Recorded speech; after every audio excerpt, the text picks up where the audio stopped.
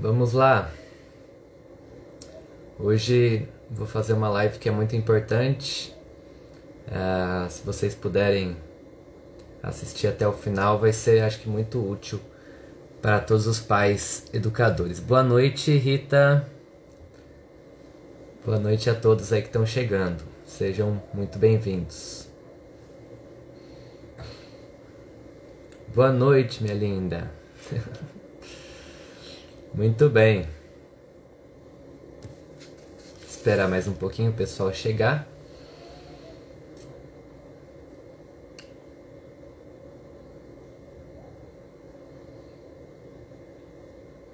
Muito bem. Esses corações são seus, né, linda? Vamos lá. Pessoal, assim, eu tenho uma preocupação já há algum tempo, porque eu vejo, assim, o interesse sincero de muitos pais em ensinarem história para os seus filhos.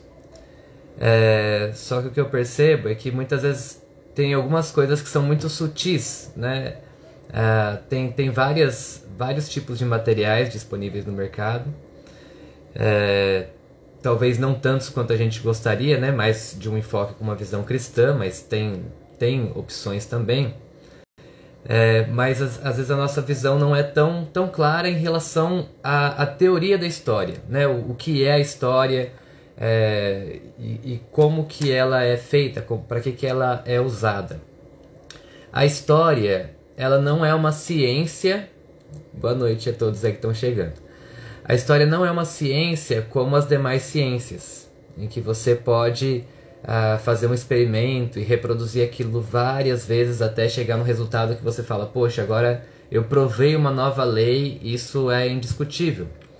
Na história a gente tem fatos, né, coisas que aconteceram, que não tem como negar, mas a forma como a gente liga esses fatos e interpreta eles vai depender muito da posição pessoal de cada pessoa, no que ela crê, no que ela pensa.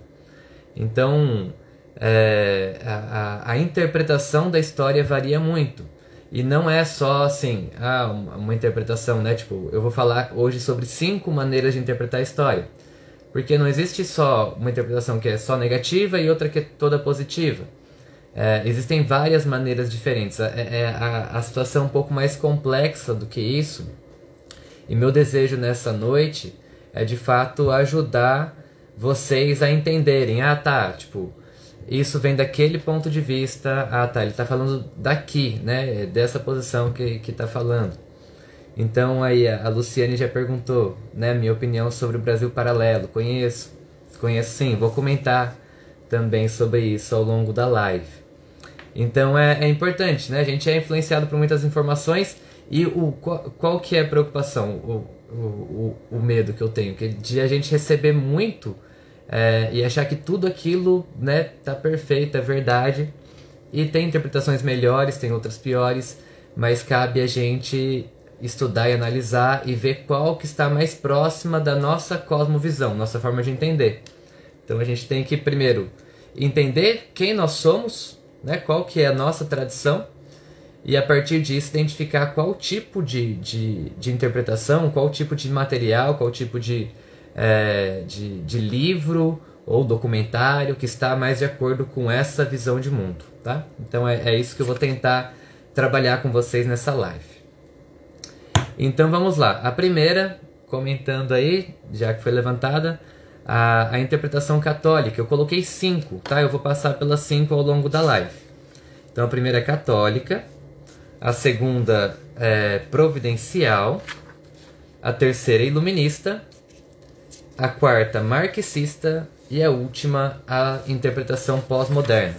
Então, assim, não são só essas, mas essas são as mais fortes e as que estão mais presentes hoje no cenário como um todo, né? Em filmes, em documentários, em livros didáticos, enfim, são essas. Então vamos lá. Primeira interpretação seria a visão católica, tá? A visão católica, ela é uma interpretação da história que é cristã, né? Vem da tradição cristã. Ela não se baseia só na tradição judaico-cristã. Na tradição católica tem muitos elementos também que vêm da Grécia, tá? Até eu coloquei como um importante personagem aí, uma importante pessoa dessa tradição, o Tomás de Aquino, porque eles bebem também, né? A Igreja Católica bebe muito também da tradição grega. Então, junta bastante a tradição greco-romana, que tem muita coisa, né? Várias coisas diferentes, tem coisas boas, coisas ruins, mas junta muito da tradição greco-romana com a tradição judaico-cristã. Tá? Essas duas coisas são juntas na Igreja Católica, e Tomás de Aquino seria um personagem importante, porque ele trouxe muito do pensamento, da filosofia, principalmente de Aristóteles, para a sua filosofia, a sua teologia, né, que ele desenvolveu. Mas não é só ele, né? A Igreja Católica sempre bebeu muito, esteve muito próximo. Não sei se vocês vão lembrar, por exemplo, do Renascimento, como aparece elementos tanto gregos quanto da tradição. Então essas duas coisas estão muito juntas, tá? Na tradição católica.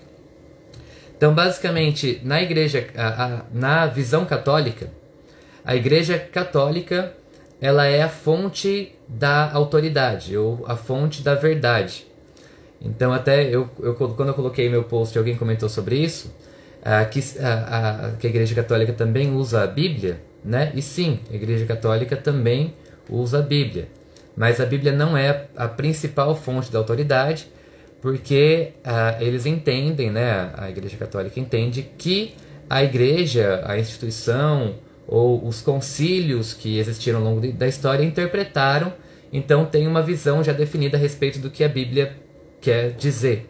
Então não dá para discordar, porque a tradição ou a instituição já tem uma posição, então a igreja acaba sendo a referência como a fonte da verdade. E aí, como que essa interpretação católica faz, né? Basicamente como se a Igreja Católica fosse aquela que movimenta a história para um destino de desenvolvimento, de civilização. Então, né, por exemplo, a questão da colonização do Brasil, né, vai ser tratado dessa forma. Os índios aqui, eles eram selvagens, e aí chegaram os portugueses trazendo a civilização, né, e os padres jesuítas são muito importantes nesse processo de civilizar o indígena. E aí quando aparece, por exemplo, o protestante em alguma ocasião, como por exemplo na questão quando os holandeses vieram para o Nordeste do Brasil, eles são o inimigo, eles são os maus, porque eles entendem, né, que a reforma protestante foi uma ruptura, como que quase uma traição, né, dentro da perspectiva católica de interpretação da história. Então, por conta disso, existe uma questão ali muito forte que se gerou nessa ruptura e que afastou muito os católicos dos protestantes até os dias de hoje. E eu comentei isso e eu quero ressaltar novamente que eu não tenho, de fato, nenhum interesse de aumentar essa disputa, essa rivalidade. Eu quero levantar as perspectivas, mas reconhecer que existem muitas coisas em comuns, tá? Eu não considero que os católicos eles são nossos inimigos, né? Ou que a gente, né, só os cristãos que podem ser salvos. Eu não creio nisso. Eu creio que os católicos podem sim ser salvos, e eles fazem parte da nossa tradição, embora de fato eu discordo de algumas coisas, mas eu entendo que isso não é motivo para a gente fazer um sectarismo total entre os dois grupos, porque os dois estão alinhados em muitas coisas, são cristãos, então tem a sua base de fé em Jesus Cristo, que é o centro, né? E isso eu acho que é o principal. A Luciane perguntou, os jesuítas, a missão era civilizar ou evangelizar? É uma boa pergunta, né? Porque dentro da tradição católica, eles compreendem mais que a pessoa, a partir da transmissão da cultura católica, ou da tradição católica, automaticamente a pessoa ela ingressa no reino porque passa a pertencer à cultura, ou pertencer à igreja. Então, eles não têm a ideia de conversão como existe entre os protestantes ou evangélicos, né? Que seria a ideia de que não é só você estar numa cultura, mas realmente uma transformação interior da pessoa. Então, na visão deles, a catequização, que é a transmissão da cultura, já é evangelização. Tá? Não sei se foi claro isso. Então, na perspectiva católica, o período áureo da história, tá? O período assim, que mais houve um auge, seria a Idade Média. Então, tem algumas coisas que eu preciso até tentar estudar mais para entender, porque, por exemplo, algumas questões, eles colocam a Inquisição, que seria a perseguição contra os hereges, né, que era uma perseguição, o Tribunal do Santo Ofício, né, julgava pessoas acusadas de heresia e condenava elas à morte. Então isso eles colocam como algo positivo, né, ou mesmo as cruzadas, a questão dos cristãos irem para Jerusalém. Eu sei que existe um exagero, principalmente por parte da interpretação mais marxista, de demonizar sempre os cristãos e colocar às vezes os islâmicos só como vítimas, e eu não penso assim. Mas a interpretação católica vai dizer que as cruzadas foram algo legal, que eles foram lá, né, derrotaram, né, e é forte o que aconteceu. Então eles são favoráveis, né? O melhor modelo econômico é o feudalismo, tá? Que aconteceu durante a Idade Média. E o melhor sistema de governo dentro da tradição católica é a monarquia, tá? Eles defendem a monarquia porque a igreja é a representante de Deus na terra. Então, na visão deles, a igreja que aponta, escolhe e legitima um governante, que no caso seria o rei. Então, o rei seria uma pessoa justa para governar na visão católica, porque ele foi escolhido pela igreja, que é a representante de Deus na terra. Seria a fonte da verdade, a fonte da autoridade dentro dessa tradição. Tudo bem, pessoal? Tá? Qualquer dúvida podem mandar aqui que eu vou vendo e vou comentando, tá? Então a primeira tradição é a católica. Seguindo então aqui a segunda, a visão providencial da história, que é a que eu creio, né? A que eu defendo. Então eu acho que é importante se posicionar, né?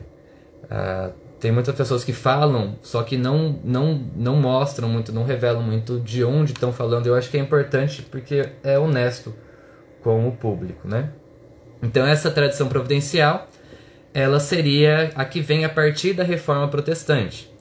Então nessa tradição, a fonte da autoridade ou da verdade é a palavra de Deus, é a Bíblia, tá? A Bíblia é a fonte da verdade.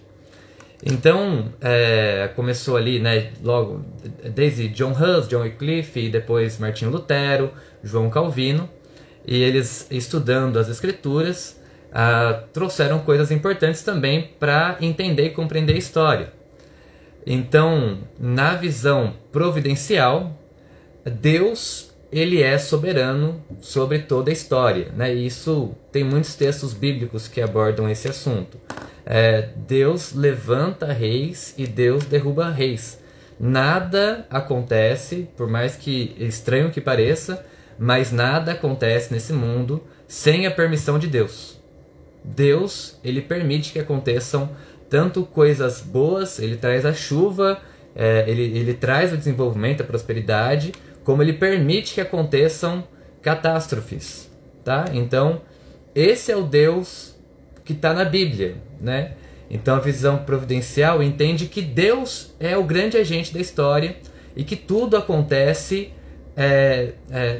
a partir dele, né? Com a permissão. Isso não quer dizer que ele queira que as coisas ruins aconteçam, mas que ele permite, inclusive que ele traz juízos, muitas vezes, quando existe uma rebelião, né, por parte dos seres humanos. E ele interfere diretamente na história para salvar indivíduos, para resgatar indivíduos, para trazer-eles ao arrependimento. E ele não só interfere, como ele, né, o Filho de Deus, Jesus Cristo, encarnou aqui na Terra Então é um Deus que intervém, tá? Tem um livro, inclusive, do Schaeffer que fala sobre isso, tá? Se alguém quiser alguma referência, Francis Schaeffer, ele trabalha dentro dessa linha. Deixa eu pegar aqui, se alguém quiser estudar um pouco mais, né? O principal livro que fala sobre a história do Schaeffer é esse, Como Viveremos, tá? Que vai trabalhar nessa perspectiva providencial.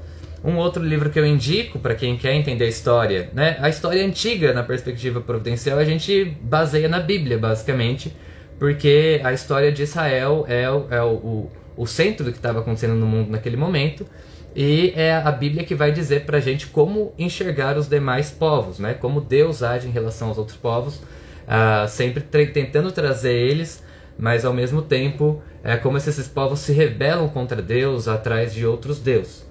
Em relação ao período mais da história da igreja, um livro muito bom é esse, o livro que fez o Seu Mundo, de Vishal Mangavad. Ele é indiano e ele mostra justamente isso, né?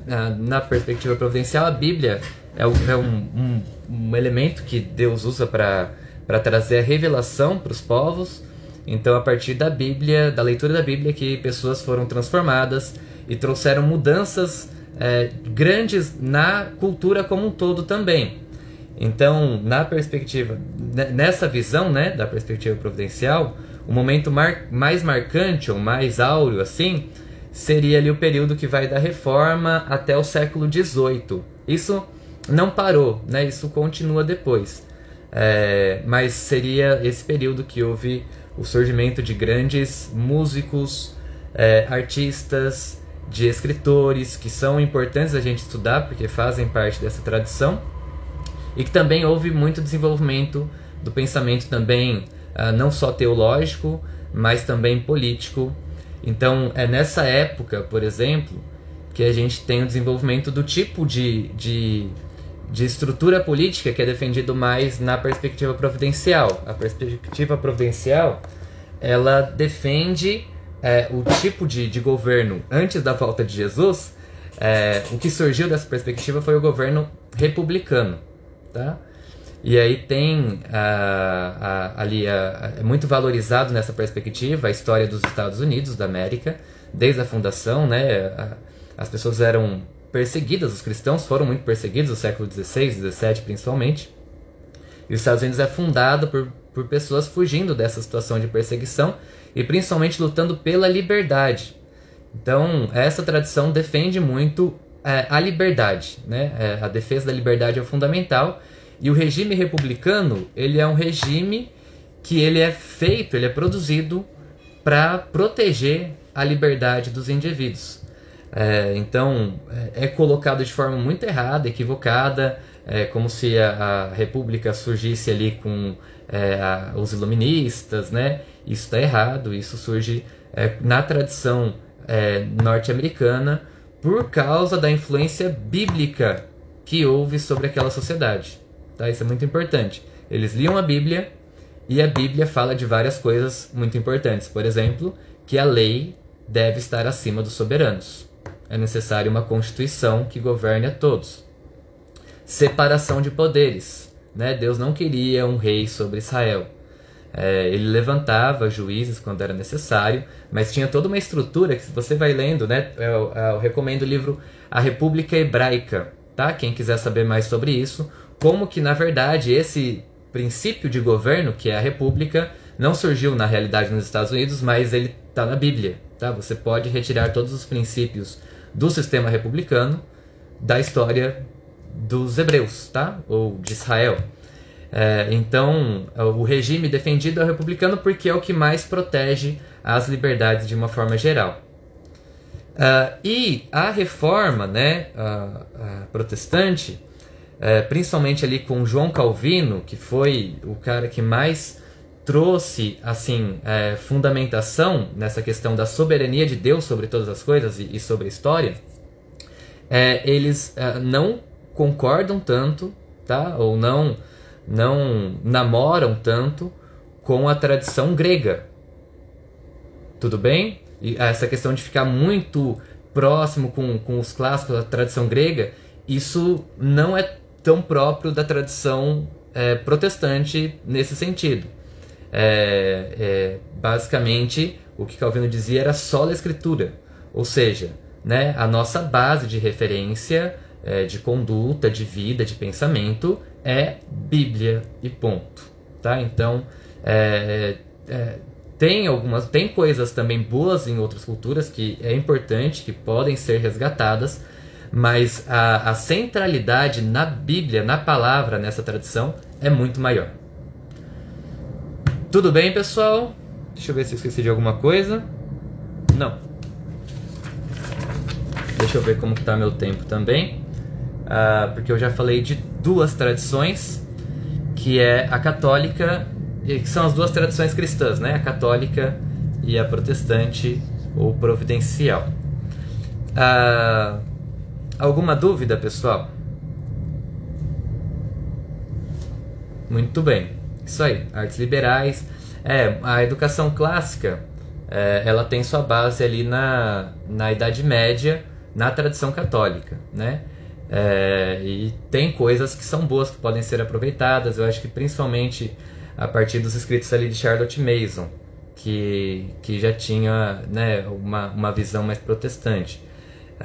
Nem tudo é ruim, né? Tem muita coisa na tradição católica que pode ser aproveitada sim, mas é importante que a gente entenda que, né, tipo, a centralidade na tradição protestante é a Bíblia, é a palavra de Deus. Bom, prosseguindo para outra tradição que é muito forte ainda na nossa sociedade, que intercala ali com uma visão às vezes um pouco mais conservadora, às vezes um pouco mais progressista, fica no meio do caminho ali, que é a tradição iluminista, tá? E aí é muito importante, o iluminismo, ele é sobretudo francês, tá? Os outros pensadores ingleses nesse período são mais da linha protestante, mas os pensadores franceses, eles vão afastar mais Deus da história. Então, o Voltaire, principalmente, ele é alguém que é totalmente contrário à história providencial. Tá? Ele discorda disso, de que existe um soberano, que é Deus, que está por trás da história. A visão dos iluministas é muito mais deísta, né? Tipo, uma força cósmica no universo, não o Deus da Bíblia.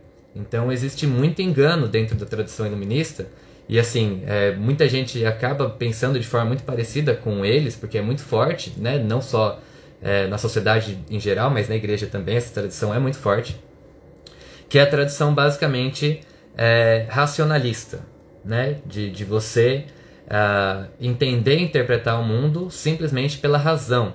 Então aqui Deus está excluído, tá? Sem revelação de Deus, nada. É só a razão humana e é a capacidade humana que vai movimentar a história. São os seres humanos que fazem a história.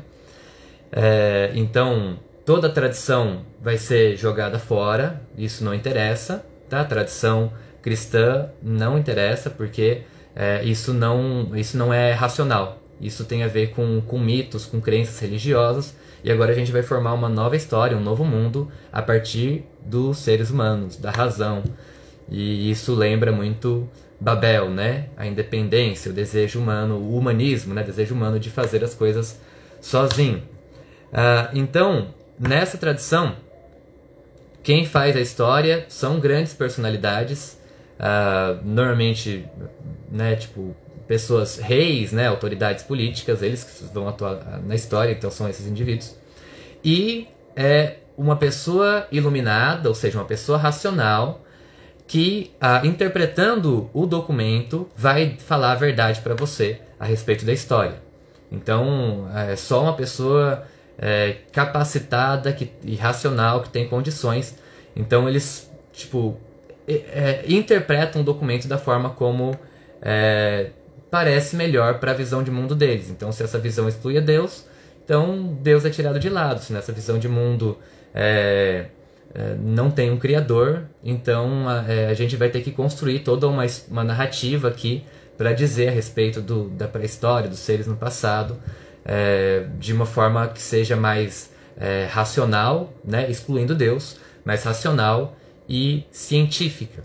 Então, essa é uma percepção bastante que é muito forte na faculdade, né, academicista. E eu não sou contrário à razão, evidentemente. Deus é um Deus racional, ele se revela de forma racional. Porém, não é só a razão, né? A Bíblia diz que o temor do Senhor é o princípio da sabedoria. Então não dá para a gente estudar e desenvolver a interpretação da história se a gente nega Deus, né? Não tem condições para isso. Não dá para desenvolver nem mesmo a ciência se a gente nega Deus, porque Deus, ele é a base, né? Ele é o princípio do desenvolvimento da sabedoria, do pensamento, e é assim que começou e assim que continua até os dias de hoje. Então, nessa tradição iluminista, o período áureo são os séculos XVIII, que é o período do iluminismo, e o século XIX, que tem como grande marco ali a Revolução Francesa, e depois, né, no final do século XVIII, a Revolução Francesa, depois o período napoleônico, né, seria o grande marco, período aí de realmente, tipo assim, basicamente a ideia deles de governo não é republicano, então seria uma pessoa com autoridade, e a ideia iluminista às vezes ela é mais autoritária mesmo, é uma pessoa que tem autoridade e que é capacitada e governa de acordo com os princípios da razão. E Napoleão Bonaparte ele figura muito bem dentro desse esquema de pensamento, né? Alguém que é poderoso e que vai trazer a partir do Estado, a partir do governo, essa estrutura mais racional da sociedade, da política, da economia e tudo mais. Tá? Essa é a tradição iluminista que chegou no Brasil e é muito forte. Né? A tradição iluminista deu origem, não sei se está muita coisa, mas deu origem à tradição, à forma de pensamento também positivista, que hoje em dia é bastante criticada por historiadores, que a ideia é basicamente de fazer uma história geral a partir de todos os fatos, né? Tipo uma enciclopédia. Então deu origem a essa tradição e o positivismo foi muito forte na história do Brasil.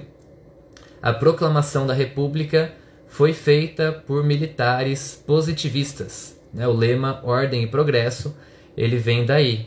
Então o positivismo é uma forma de pensamento que entrou bastante, essa influência francesa é muito forte no Brasil. Teve o período ali inicial da República e continuou, e o período também aqui no Brasil da ditadura militar também participa dessa mesma tradição, tá?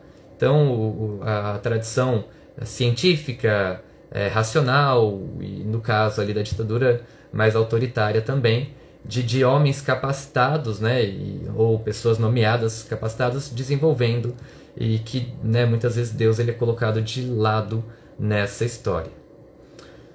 Certo, pessoal? Tá? Então, lembrando, a nossa tradição não é contrária à razão, mas a tradição protestante cristã entende que a própria razão deve se submeter à autoridade de Deus. Tá? Muito bem. Prosseguindo aqui mais um. A perspectiva marxista. Tá? Vamos lá que vocês aguentam mais um pouco.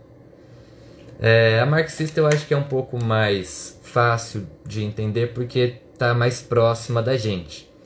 Então, o grande pensador, o grande personagem dessa tradição é Karl Marx, que desenvolveu um sistema de pensamento a partir ali, né? Tipo, ele estava na tradição iluminista.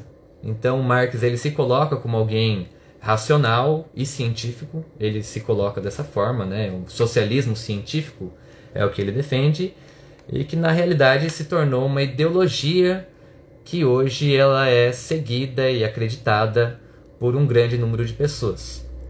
Então, na ideologia marxista, quem move a história não é tanto o homem ou grandes personalidades que são responsáveis por isso.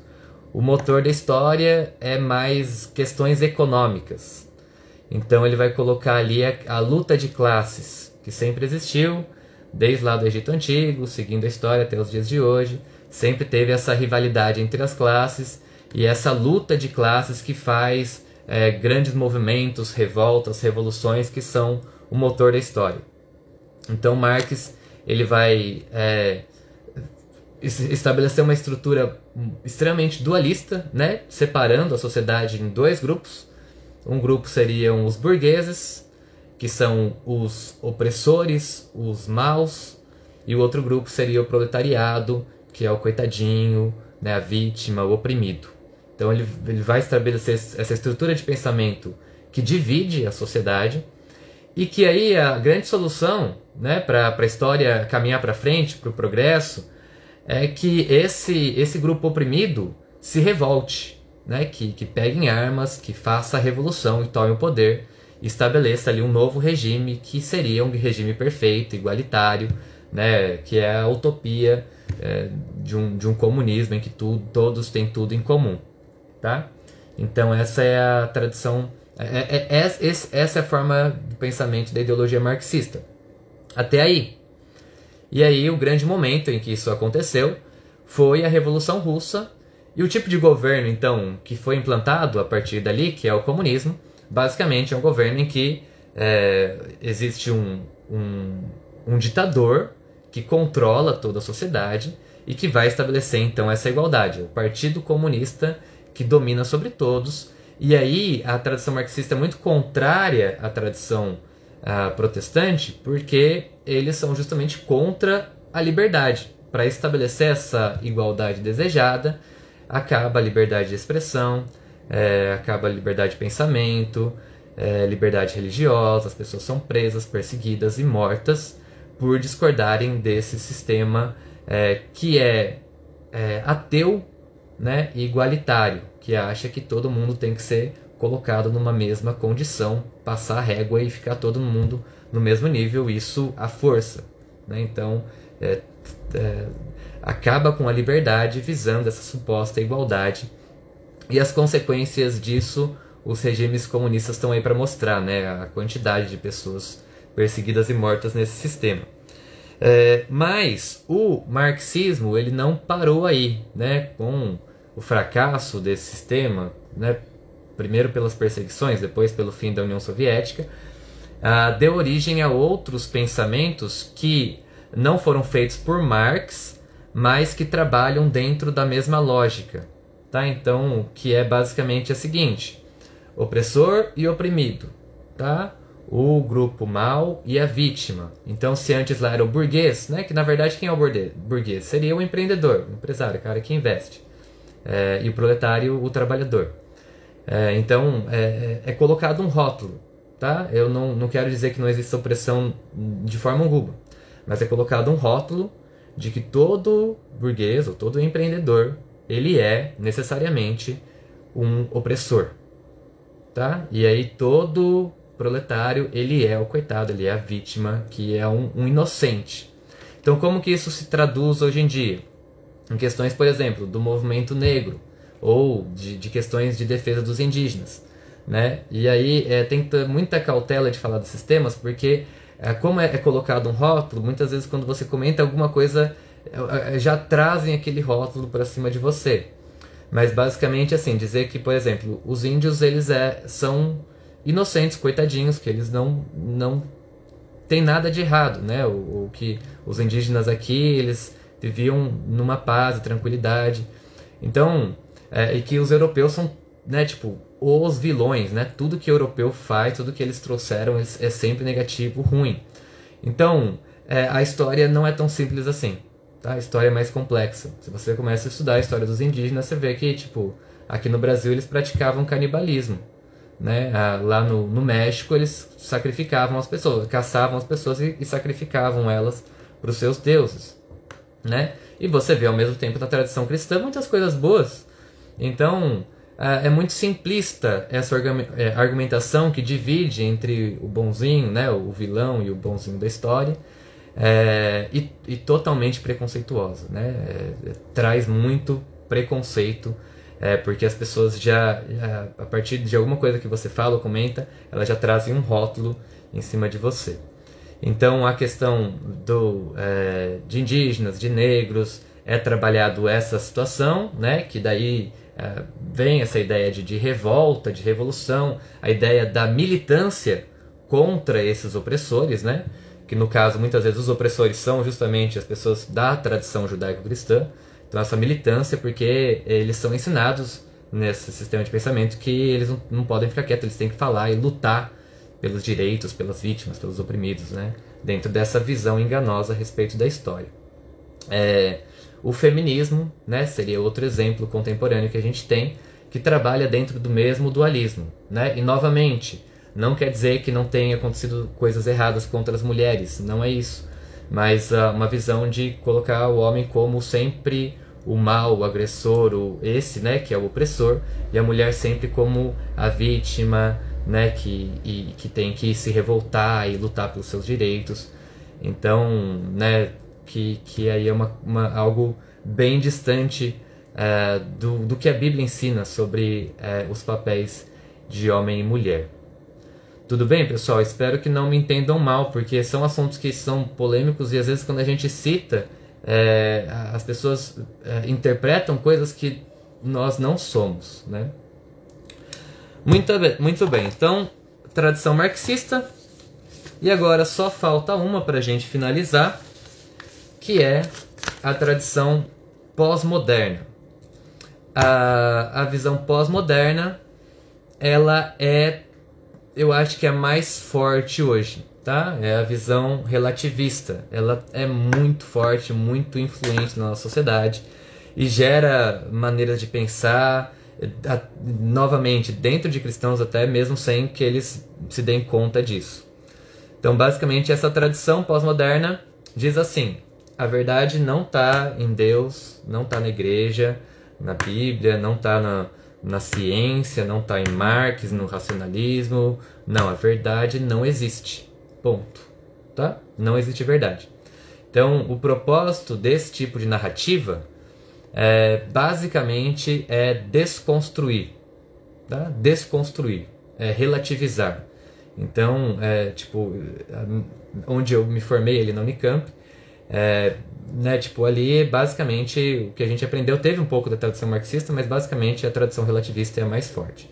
Então não existe verdade a respeito de nada. Então vai negar, né, evidentemente a tradição cristã como um todo, mas vai negar também princípios morais, né? A Luciane falou absolutos, né? Nega absolutos, nega qualquer princípio moral absoluto, né? Então qualquer questão de certo ou errado é totalmente negado dentro desse sistema de pensamento, porque tudo é relativo, tudo é uma construção histórica. Não existe uma verdade que é uma essência, porque não existe Deus. Se existe Deus, existe uma verdade, consequentemente. Existe um certo, existe o errado. Mas como essa tradição nega a existência de Deus, então os pós-modernistas ou relativistas vão dizer que não existe princípio moral nenhum. Então é aí que vai entrar a questão, né, muito forte de aborto, por exemplo, né? Não é errado abortar, não é errado a questão do homossexualismo, né? Tudo pode, e é errado aí no caso, né, que eles pegam. Você pode pensar da forma como você quiser, mas você não pode dizer que é algo errado. Então os cristãos, como tem uma verdade absoluta, entendem, não, isso é certo, isso é errado, e isso não quer dizer que você é contra a pessoa, mas simplesmente que você no seu sistema de pensamento, né, existe verdades absolutas, mas isso já é taxado também, novamente, de forma preconceituosa, como um preconceito da nossa parte de dizer que aquele indivíduo está errado na sua conduta moral, né? Então, isso é muito complicado, porque a fé cristã, ela começa com arrependimento. Então, não tem como alguém crer em Jesus e realmente saber que precisa de um Salvador se ela primeiro não reconhecer que, assim como qualquer ser humano, ela é pecadora. Então, e por que ela é pecadora? Porque existe uma verdade absoluta, existe uma moral absoluta que todos devem seguir, e o nosso coração é mau, é enganoso, é contrário a Deus e pratica coisas erradas. Então, por conta disso, nós precisamos de Jesus, precisamos de um Salvador. Mas como essa tradição nega completamente a verdade absoluta, então você não precisa se arrepender, né? Você tem que ficar bem do jeito que você tá e ficar feliz com isso, porque é importante, quanto mais diferença, quanto mais pluralidade cultural, melhor, né? Então, os livros que trabalham nessa linha, eles vão sempre tentar mostrar o máximo de diversidade, né? De que, você pensa assim, mas fulano pensa de outro jeito, né? Aquelas pessoas pensam de forma diferente, então olha só, não ache que você tem a verdade, porque é só o seu ponto de vista, isso é subjetivo, então a verdade só existe a nível pessoal para você, né? Essa filosofia. E aí, na questão da história, trabalha fortemente na desconstrução da narrativa bíblica, daquilo que Deus fez, da forma como Deus age na história, desconstruindo tudo e roubando a fé, né? Roubando a identidade, roubando tudo que a gente poderia trazer de bom da tradição das crianças. Elas ficam vazias e é lógico, né? Tipo, se não tem verdade, a consequência óbvia disso é que a vida não tem sentido, né? Então, aí a abertura para a busca de prazeres, para satisfação pessoal em prazeres é muito forte. Essa tradição, né? Tipo, tô falando, é muito recente para dizer tradição, mas essa visão de mundo pós-moderna relativista tem como marco muito forte ali o movimento hippie, né? O final da década de 60, começo da década de 70, que basicamente o que era pregado? Curte a vida, né? Bem entre aspas aqui, né, pessoal? Uso de drogas, sexo livre, busca religiões alternativas, né? Porque se a verdade não existe, então busque sentido no prazer e na satisfação pessoal. É basicamente isso, né? Tenha esses prazeres e espere o fim, que é o nada, né? Porque não tem para onde a coisa está indo, né? Não tem um destino da história como existe na tradição cristã. Certo, pessoal? Eu espero ter sido claro, né? Assim, é um assunto que eu já penso há bastante tempo, desde a faculdade, que eu tive minhas crises ali. Eu lembro que, né, era muito relativismo e, cara, não tem como escapar, porque você vai ler o Evangelho e Jesus ele fala bem assim: eu sou o caminho, a verdade e a vida. Ninguém vem ao Pai a não ser por mim. Não tem como lidar com isso de forma relativista, né? Não tem como dizer que Jesus ele foi só mais um personagem da história, um importante pensador. Ou você crê de fato que ele é quem ele diz que ele é, né? O Salvador do mundo, aquele que veio, que trouxe salvação, que está fazendo um trabalho enorme ainda de resgate de vidas que estão sendo salvas para o reino dele, e que ele vai voltar para resgatar a igreja. Então não tem como você crer que Jesus disse, né? Eu sou o caminho, a verdade e a vida, e ter uma mentalidade relativista. Jesus ele é contrário a qualquer relativismo, porque ele se coloca de forma absoluta. Não tem como negociar essa questão. Certo, pessoal? Então é isso. Espero ter servido, ter ajudado vocês aí. Qualquer dúvida pode mandar para mim. Deixa eu ver se tem alguma pergunta aqui. Não, aqui não tem. Mas qualquer dúvida vocês podem mandar para mim, tá? Ali nos comentários, que no que eu puder eu vou respondendo, tá? Obrigado aí pela atenção de todos. Vai ficar gravada, tá? A live, para quem quiser acompanhar depois, vai estar gravada. Se quiserem compartilhar também, acharem que é útil para outras pessoas, fiquem à vontade. Muito bem. A Rita falou, aprendi. Então, eu estou lançando material de história cristão para crianças menores, né, entre 6 e 10 anos. Nesse material eu trabalho mais com fatos, então é de perspectiva cristã, bíblica, mas esses assuntos que eu estou trabalhando eu vou aprofundar mesmo no material para crianças um pouco maiores, né, na verdade a partir de uns 11, 12 anos até uns 17, 18 anos. Então esse material ele é mais trabalhoso, então vai demorar um pouco mais para eu lançar, mas a primeira parte eu pretendo lançar já no final do ano. Agora, para crianças pequenas, entre 6 e 10 anos, terça-feira é o lançamento, tá? Terça-feira vai ter a live de lançamento, o sorteio também de três volumes, de 3 apostilas, e eu vou fazer a live. Brasil Paralelo. Então, sim, Brasil Paralelo, desculpa, Luciane, eu acabei não falando, né? Mas Brasil Paralelo, ele entra dentro da tradição católica, tá? Com certos poréns, porque, assim, o fato é que a tradição católica, ela é muito antiga. Agora, esse movimento católico recente que está acontecendo no Brasil, que baseia muito no Olavo de Carvalho, né? Eu vejo que o Olavo, ele se inspirou, leu bastante também coisas da tradição tanto dos Estados Unidos, né? A tradição conservadora dos Estados Unidos e a tradição também inglesa.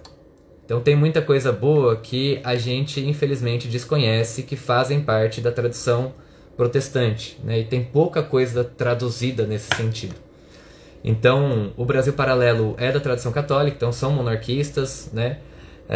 Mas vão defender, por exemplo, algumas mudanças que na verdade até já aconteceram no século XIX, no período do Segundo Reinado, que é maior abertura para, tipo assim, não entender um absolutismo autoritário, né, com a presença de outros grupos no poder também, de legisladores, com maior liberdade de expressão, com maior liberdade religiosa, coisa que não existia na Europa até o século XVIII.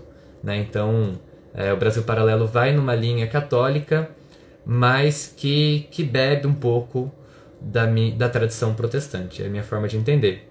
Mas vão defender, né, por exemplo, nos vídeos, né, eles vão defender a monarquia, vão ver a república como um sistema ruim, tá? Se você observar, eles veem a república como um sistema negativo, ruim, né? Os holandeses, eles são os vilões da história, então tem muita coisa que faz parte aí dessa tradição católica. Sim, eu pretendo lançar uma sequência, assim, a ideia é essa, lançar da história inteira, então começando com a história antiga, Idade Média, moderna e contemporânea. É o meu desejo. Tudo bem? Mais alguma dúvida?